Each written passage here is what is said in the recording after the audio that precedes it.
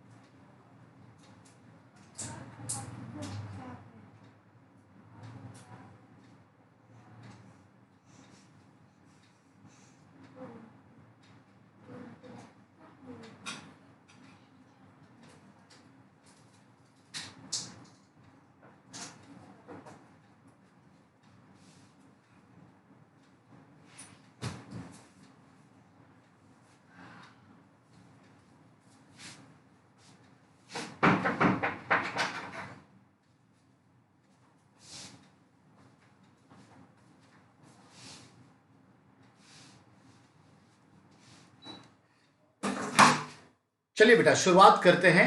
ठीक है, ध्यान देंगे, इसी पे हमारा फोकस्ड है। सबसे पहले हम शुरुआत करते हैं ये, और इसी से रिलेट करेंगे ये। ठीक है, तो first of all we have to talk about AGI, और उसी से कंसर्न करके एजी पे आ जाएंगे, एडवोकेट जनरल। एजीआई को आप कहते हैं attorney general of India.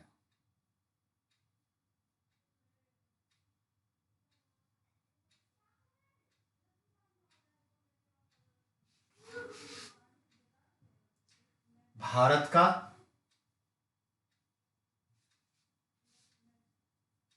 महान्यायवादी,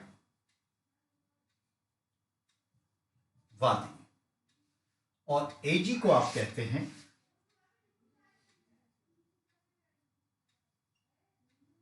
advocate general, यानी राज्य का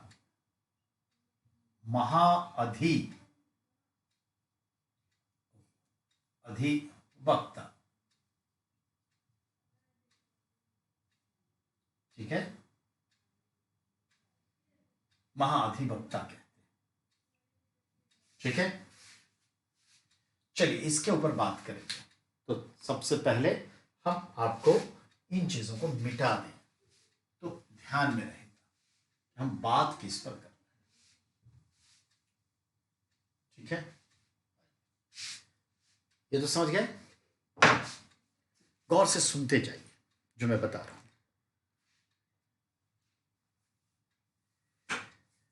जैसा कि आप जानते हैं, हमारे संविधान के आर्टिकल 76 में संघ के संदर्भ में केंद्र सरकार का एक विधि अधिकारी का जिक्र है, एक लीगल ऑफिसर का जिक्र है, एक लीगल एडवाइजर यानी विधि सलाहकार का जिक्र है, जिसे सामान्यतः हम भारत सरकार का प्रथम विधि अधिकारी या भारत सरकार का प्रथम विधि सलाहकार या मुख्य सलाहकार या मुख्य विधि अधिकारी कहते हैं, यानी chief legal adviser of India government or union government, जिसको हम विधिवत रूप से कहते हैं AGI, attorney general of India, Bharat का महान्यायवादी।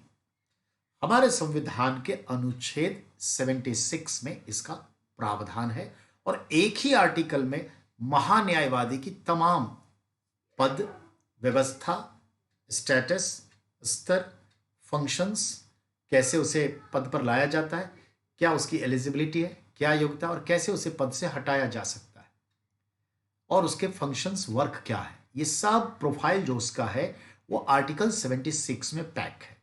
अब आइए, तो हमारे संविधान का अनुच्छेद 76 कहता है कि एक महान्यायवादी का पद होगा, अटॉर्नी जनरल ऑफ इंडिया का, जो भारत सरकार का या भारत का महान्यायवादी कहलाएगा। महान्यायवादी बनने के लिए उसे उसकी योग्यता सुप्रीम कोर्ट के जज बनने जैसी योग्यता और शर्तों को जो पूरा करता हो। याद रखेंगे, एजीआई का शर्त बनने के लिए और योग्यता क्या है, कंडीशन एंड एलिजिबिलिटी। तो as it is the supreme court जजेस, सर्वोच्च न्यायालय के जज बनने के लिए जो योग्यता और शर्त पूरी करनी होती है वही एज इट इज, और ये मैं आपको सुप्रीम कोर्ट के जज के संदर्भ में बताया हूं। एक पॉइंट क्लियर। अब एज, तो जो एज सुप्रीम कोर्ट के जज के संदर्भ में वही एज यहां कहेंगे क्या। तो सुप्रीम कोर्ट के जज बनने के लिए मिनिमम एज का कोई रिक्वायरमेंट नहीं है, पर मैक्सिमम का है कि नॉट मोर देन 65। यहां भी है नॉट मोर देन 65, यानी must be less than 65, even 1 days, तो एक दिन के लिए बन सकता है। तो ये चीज है। अब होता है कि इसका टर्म क्या होता है। तो एजीआई का term 6 year term, otherwise 65 age, which one complete firstly will retire. यानी अटॉर्नी जनरल ऑफ इंडिया का टर्म जो है 6 ईयर के लिए अपॉइंट होते हैं, लेकिन अगर मान लेते हैं कि 65 वर्ष आयु 6 ईयर टर्म से पहले ही कंप्लीट होता है तो विल रिटायर, 3 ही साल रहेंगे, 4 ही साल रहेंगे। 61 के एज में अगर कोई अटॉर्नी जनरल बनते हैं तो वो 4 साल ही रह पाएंगे, 65 में रिटायर करना है। कोई 63 में बनते हैं तो 2 ही साल रह पाएंगे, बाद में रिटायर करना है। ठीक है, याद रखिए। अगर कोई 55 में बनते हैं तो 65 तक नहीं, 6 साल, और वो 61 में हो रहा है, तो जब उनका एज 61 होगा और तब 6 साल कंप्लीट, तभी रिटायर हो जाएंगे। ये अलग बात है कि उनको एक्सटेंशन 2 साल का दिया जा सकता है, 3 साल का दिया जा सकता है, और एक्सटेंशन 2 बार दिया जा सकता है। तो एक्सटेंशन जनरली 2 बार दिया जा सकता है, 2-2 साल के लिए बढ़ाया जा सकता है, कोई इश्यू नहीं है, लेकिन किसी भी सूरत में 65 से ऊपर नहीं होगा। समझ में आ गई बात? चलिए यहां तक तो हम समझ गए। अब आइए, अब होता है क्या, इसको कौन, एलिजिबिलिटी हो गया, कंडीशन हो गया, एज फैक्टर हो गया, टर्म हो गया, रिटायरमेंट का हो गया। अब वो तो मालूम ही है, सुप्रीम कोर्ट भारत का नागरिक हो, दिवालिया पागल ये सब कुछ नहीं, कानून का जानकार हो, और इस तरह से एडवोकेसी का अच्छा खासा ज्ञान हो, नॉलेज हो, ये सब कॉमन बात है जो सुप्रीम कोर्ट का जज है। अब सवाल, इसे अपॉइंट कौन करते हैं, इसको शपथ कौन दिलाते हैं?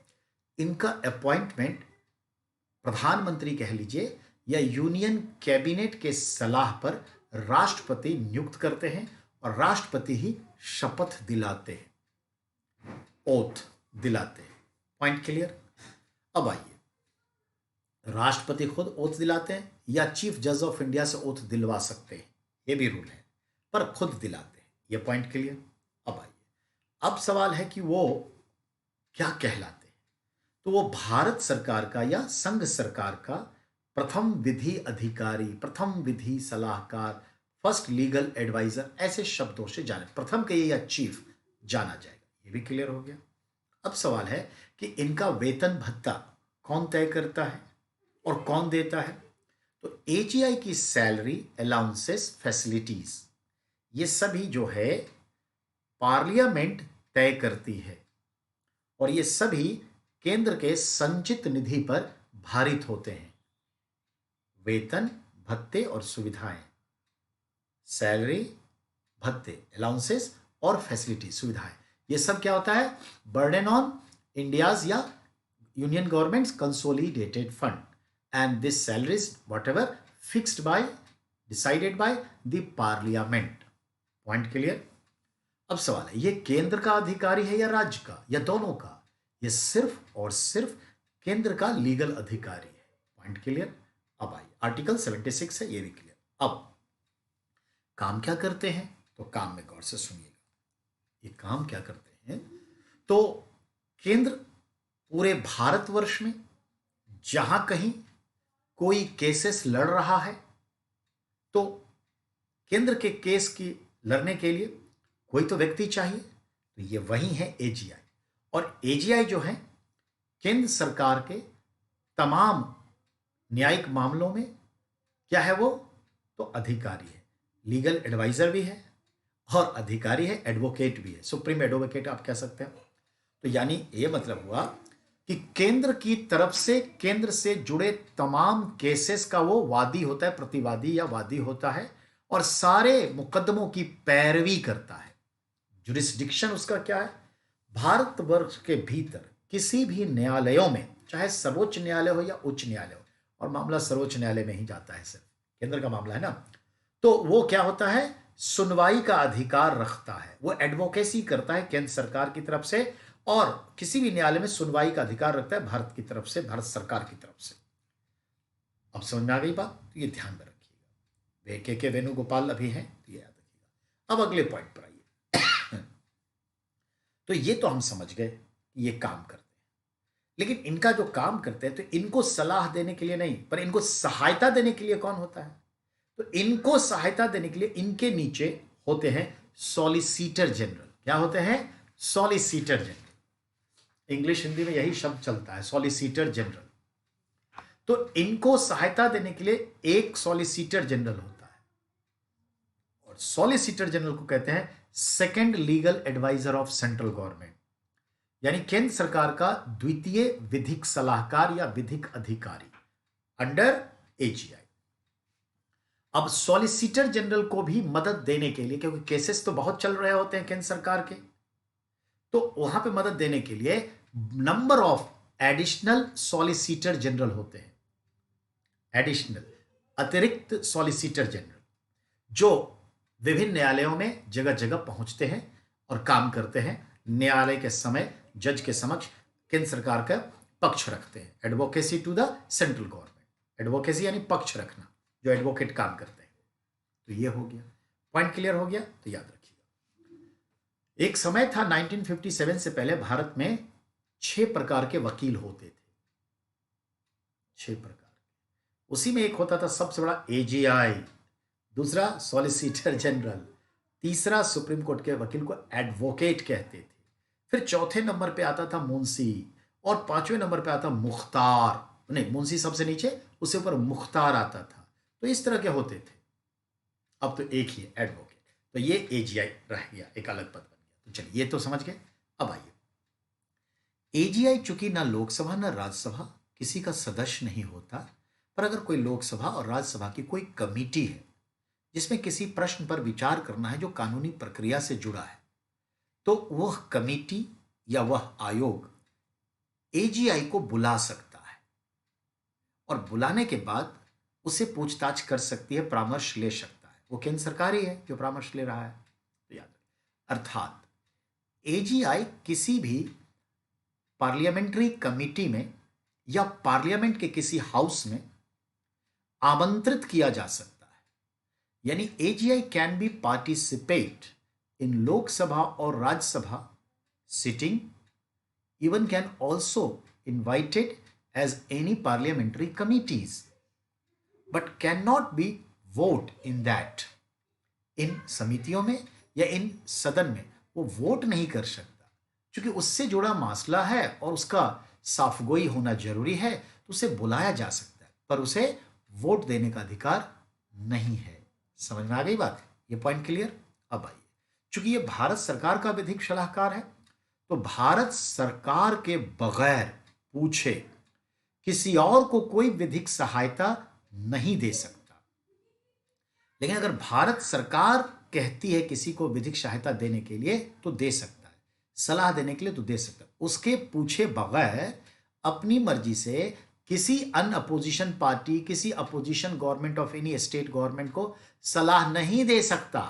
और अगर ऐसा करता है तो वह अपने मैनुअल्स का वायलेशंस उल्लंघन किया है, और इस आधार पर उसे उसके पद से हटाया जा सकता है। अर्थात अब आइए, वह केंद्र सरकार के अलावे किसी और को किसी भी प्रकार का विधिक सलाह नहीं दे सकता। Point clear? अब आइए, अगर ऐसा करता है तो उसे उसके पद से वंचित किया जा सकता है। बिल्कुल सही।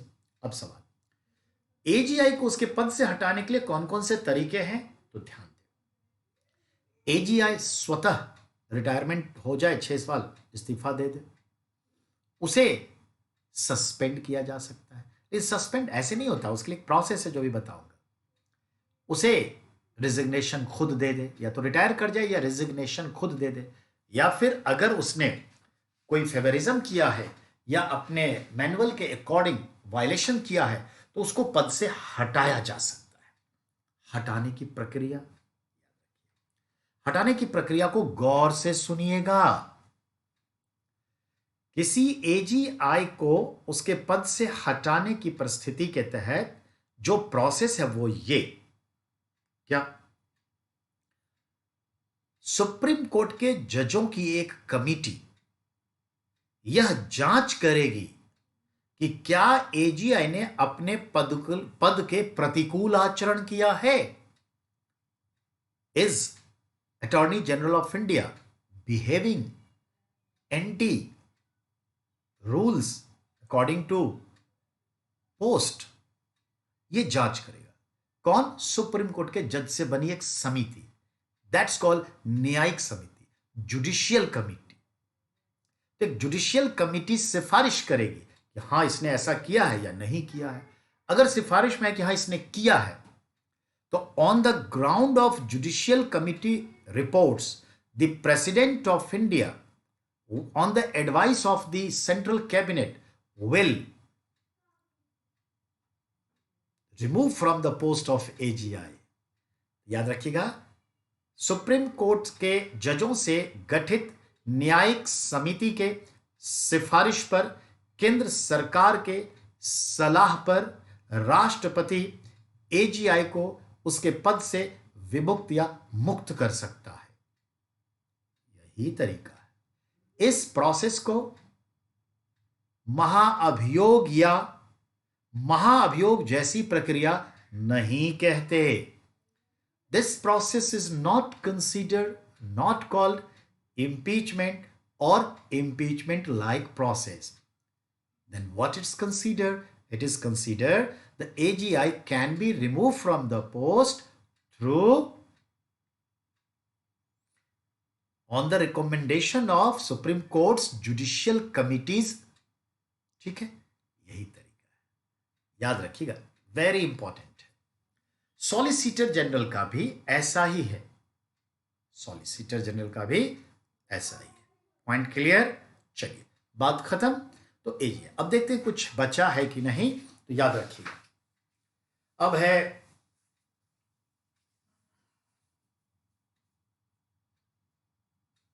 हो गया, ये एजीआई हो गया। अब हम बात करते हैं एजी, ऑडिटर जनरल। अब आइए बेटा, हमारे पास अब ये तो हो गया, अब इस पे बात करें, इस पे हमारा फोकस होने जा रहा है, गौर से सुनेंगे, सुनिएगा। जितने भी प्रांत की सरकारें हैं, चाहे वो जम्मू कश्मीर हो, चाहे वो लद्दाख हो, यूनियन टेरिटरी, या फिर स्टेट हो, हरियाणा हो, पंजाब हो, उत्तर प्रदेश हो, बिहार हो, प्रत्येक यूनियन टेरिटरी में और प्रत्येक राज्य में, पर मोटे तौर पर आपको समझना है प्रत्येक राज्य में, प्रत्येक प्रांत में, राज्य सरकारों का भी एक विधि सलाहकार होता है, जो राज्य सरकार का प्रथम विधि सलाहकार या प्रथम विधि अधिकारी कहलाता है। द फर्स्ट या चीफ लीगल एडवाइजर या legal officer of the state government, उसको कहते हैं एडवोकेट जनरल। एडवोकेट, महाधिवक्ता, जो राज्य सरकारों का विधि सलाहकार है और वह राज्य सरकार की तरफ से राज्य सरकार के तमाम केसेस का पैरवी करता है और भारत के किसी भी न्यायालय में सुनवाई का अधिकार रखता है। ठीक है, एडवोकेट जनरल का सैलरी, याद रखिएगा, एडवोकेट जनरल की salary, allowances and facilities fixed by the state legislature, राज्य की विधान मंडल उसे तय करती है। And there salary based on otherwise burden on state consolidated fund, यानी एडवोकेट जनरल की सैलरी, सुविधाएं और भत्ते राज्य सरकार के संचित निधि पर भारित होता है, क्योंकि वो राज्य सरकार के लिए काम करता है। ठीक है, ये ध्यान में रखना। और इसे अपॉइंट गवर्नर करते हैं उस राज्य के मंत्री, यानी कैबिनेट के सिफारिश पर या मुख्यमंत्री के सिफारिश पर। समझ में आया बात? तो ये करते हैं। टर्म 6 ईयर या 62 age, which one complete firstly will retire. यहां टर्म क्या है बेटा?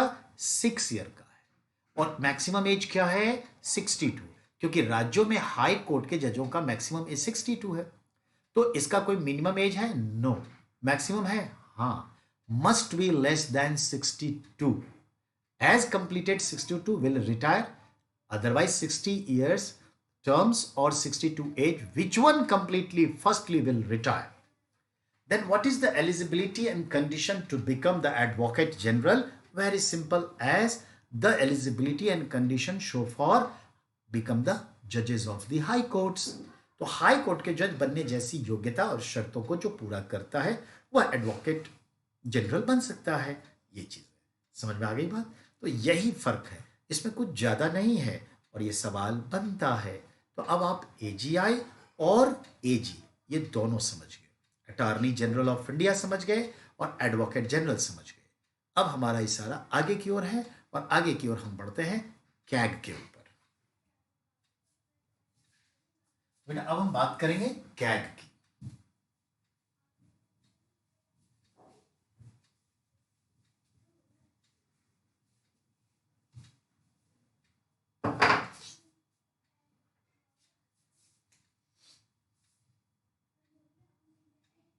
कैग,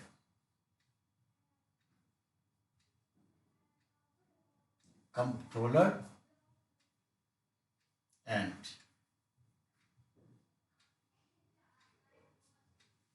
ऑडिट, ऑडिटर जनरल,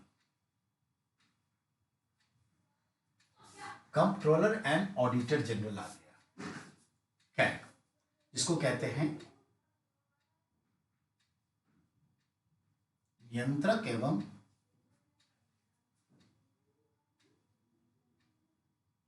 महालेखा परीक्षक। तो नियंत्रक एवं महालेखा परीक्षक ये शब्द का हम करें, ठीक है। 148 से 151 ये पूरा आर्टिकल्स है बेटा इसके लिए, ठीक है। इसे क्या कहते हैं? केंद्र एवं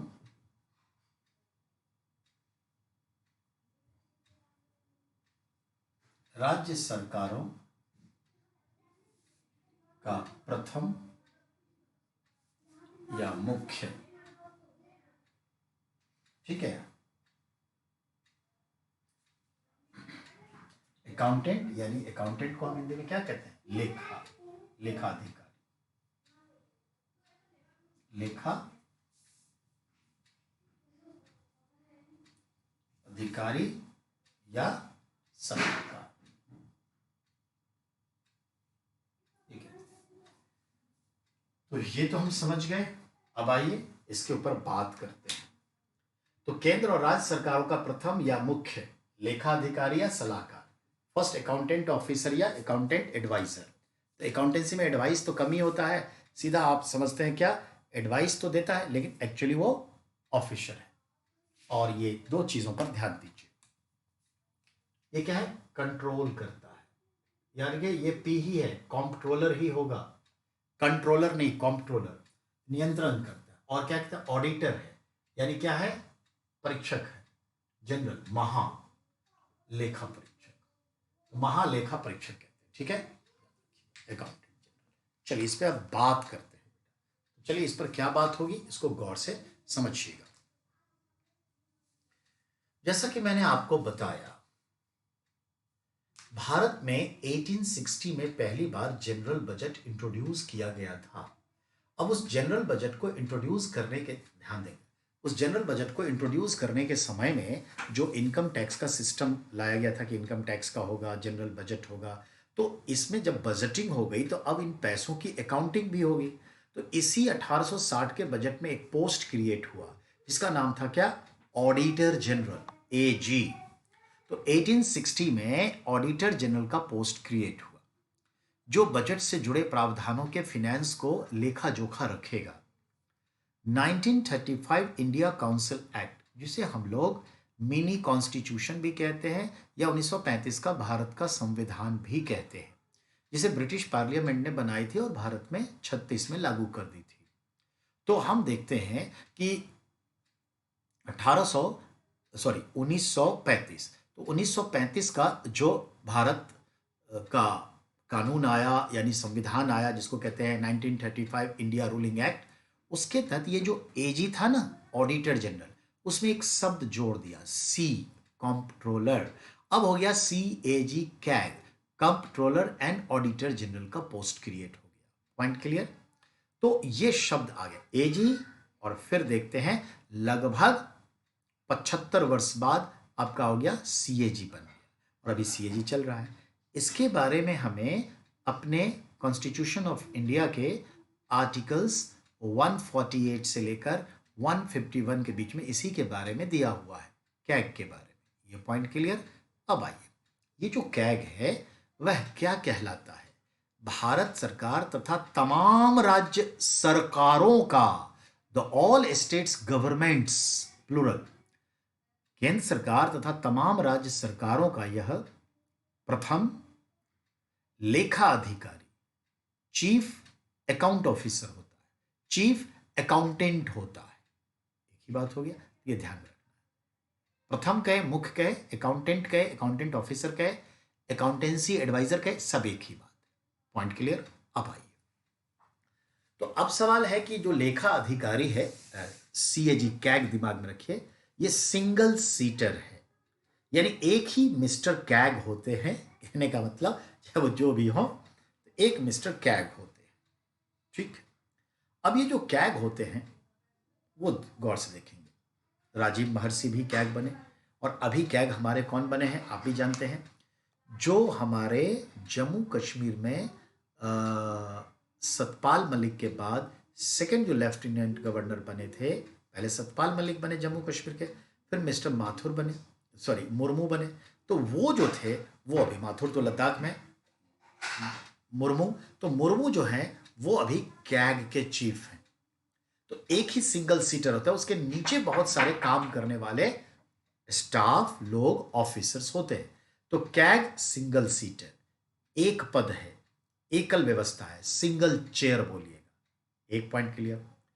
अब कैग के लिए एलिजिबिलिटी और शर्तें क्या है, कंडीशंस एंड एलिजिबिलिटी, शर्तें और योग्यता। तो ध्यान दें, सबसे पहले एज कर लीजिए। एज कहता है not more than 65, must be less than 65।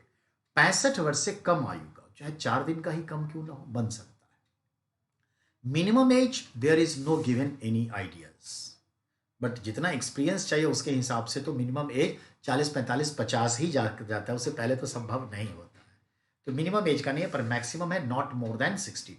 एक अब आता है टर्म, इसका क्या होता है, वही 6 ईयर टर्म और 65 age, which one complete firstly will retire.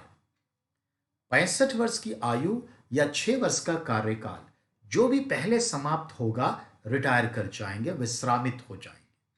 Point clear. अब अगले पॉइंट पे आइए, मतलब सीधा निकल गया ये तो जान के। अब अगले पॉइंट पर आते हैं। कैग के संदर्भ में देखें योग्यता क्या क्या है। तो योग्यता कहता है कि वह लेखा जोखा का,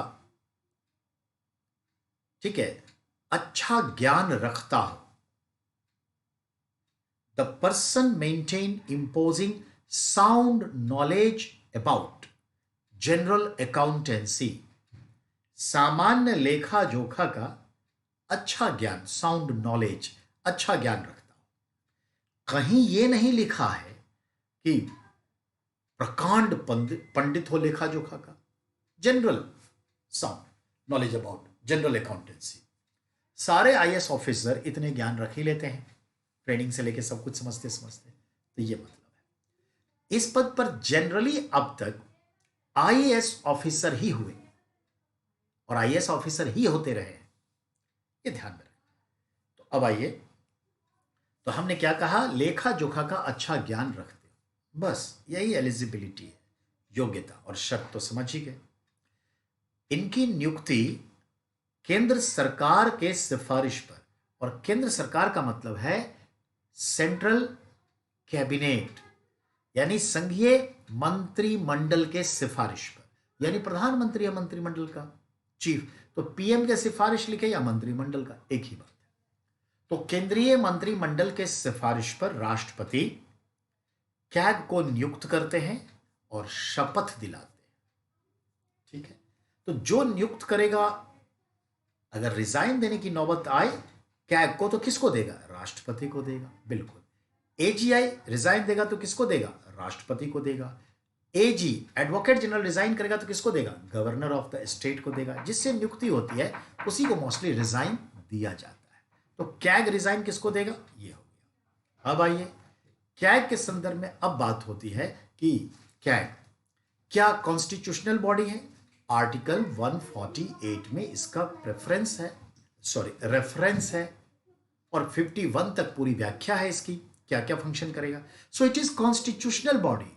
वेरी सिंपल, जिस पद का, कार्य पद व्यवस्था का संदर्भ, रेफरेंस हमारे संविधान में निहित है, उसे हम संवैधानिक संस्था, निकाय, बॉडी कहते हैं।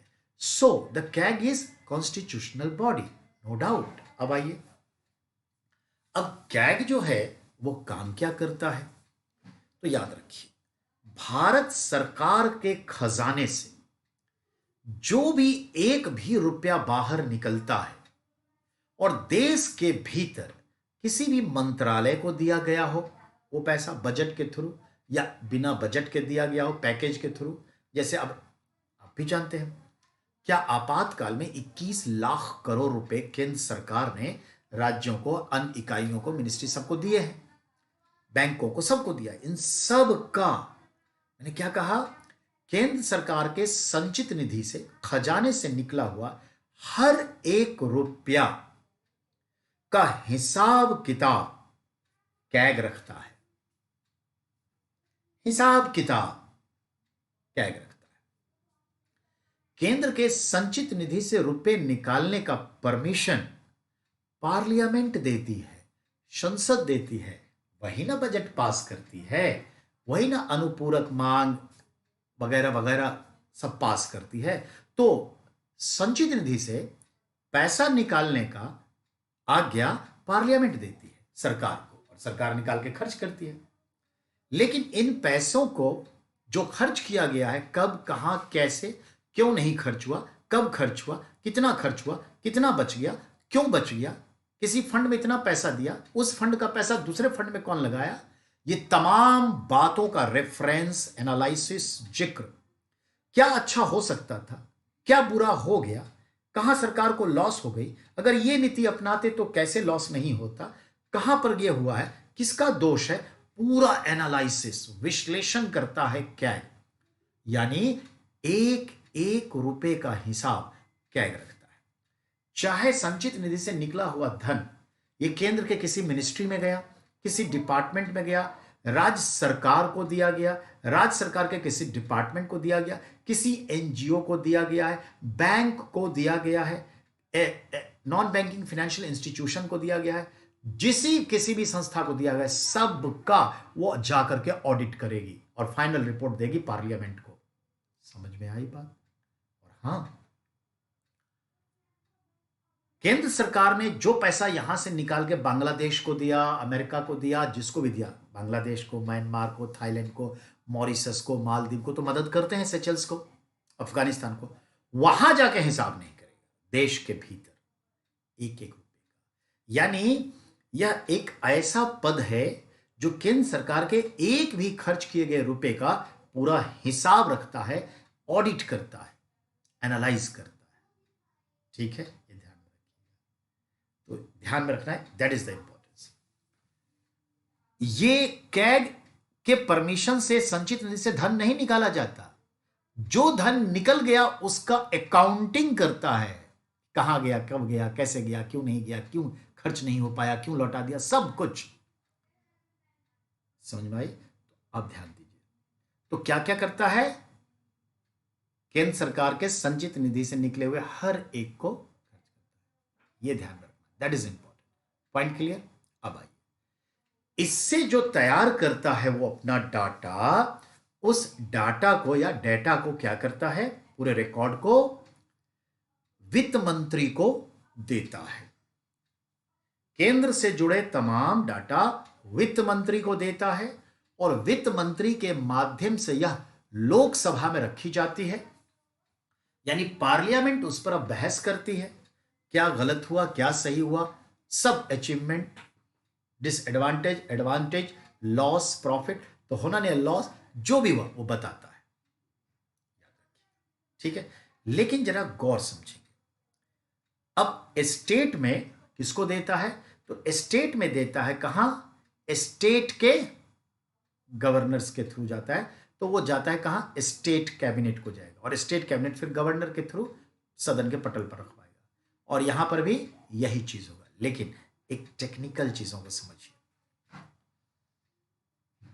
कैग का जो रिपोर्ट तैयार होता है उस रिपोर्ट को रेक्टिफाई, अनुमोदन, काउंटर चेक कौन करती है, तो हमारी पार्लियामेंट में एक पार्लियामेंट कमेटी होती है, पब्लिक अकाउंट कमेटी, लोक लेखा समिति, जो 5 साल के लिए गठित होती है, लेकिन हर साल रिन्यूअल होता है।